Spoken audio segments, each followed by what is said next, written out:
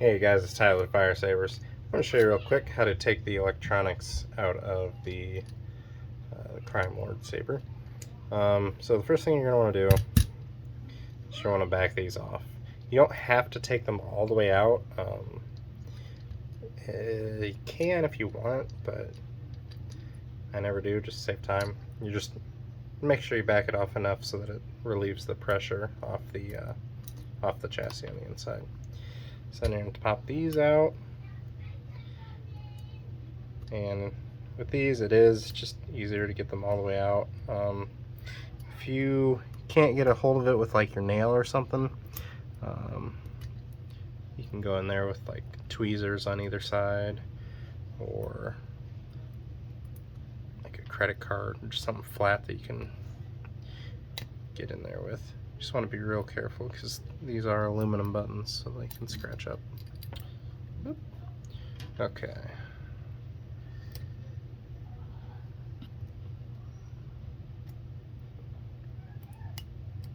Almost out. Of all of our sabers, this one is unfortunately probably the hardest one to take the electronics out of. But it is also one of my favorite hilts. So, okay, so we got those loose, these, and those are out.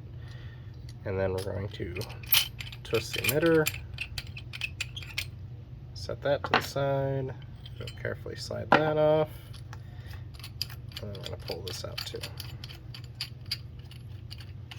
Okay, now the electronics should just slide right out. Okay, and that's what you got down in there. So now to put them back in, you're going to go ahead and slide it in. And if you look, what I'm going to be trying to do is line up the button and the recharge port.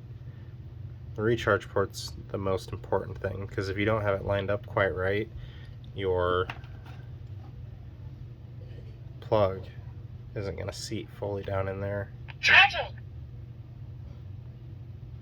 So, there we go. Okay, so you don't line up the way you want. Now what I like to do is hold the saber and also the electronics at the same time, kind of like this, so that as you tighten these down and it pushes against that back wall, it's not going to move it around. If you notice that it starts to kick one way, you'll want to back it off just a little bit and then correct it and then try again. It's just really important that you get those lined up right, or the button's not going to work when you press it and you're not going to be able to recharge it. And you don't got to crank down on these. You really just want them snug.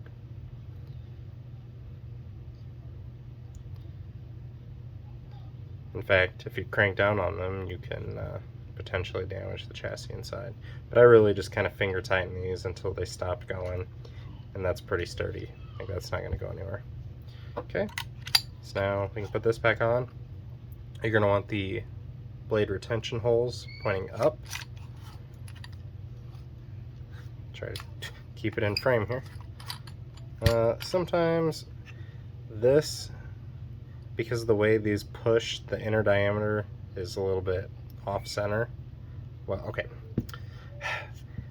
The chassis can be pushed a little bit off center because the inner diameter here is bigger than what this is. So this is what's going to actually line up and center everything, including your blade.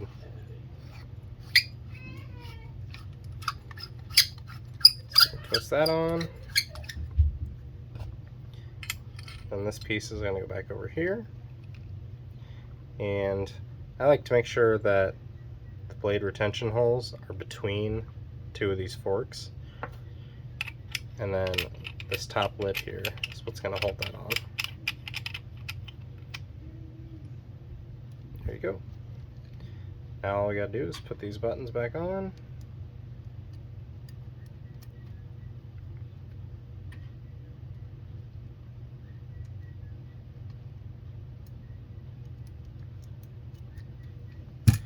I'll leave these bottom two off just to save you time, but I have these tweezers that I like to use to put these back on. So I just kind of Just get in those grooves and just real gently twist, just to give it that final little bit. Just because you really don't want these to come off, you know, while you're swinging it around. Cool. So we'll test it out. There you go. And there you have it. If you guys have any questions, like always, feel free to send us a message on our Facebook page or email. And yeah, we'll see you out there.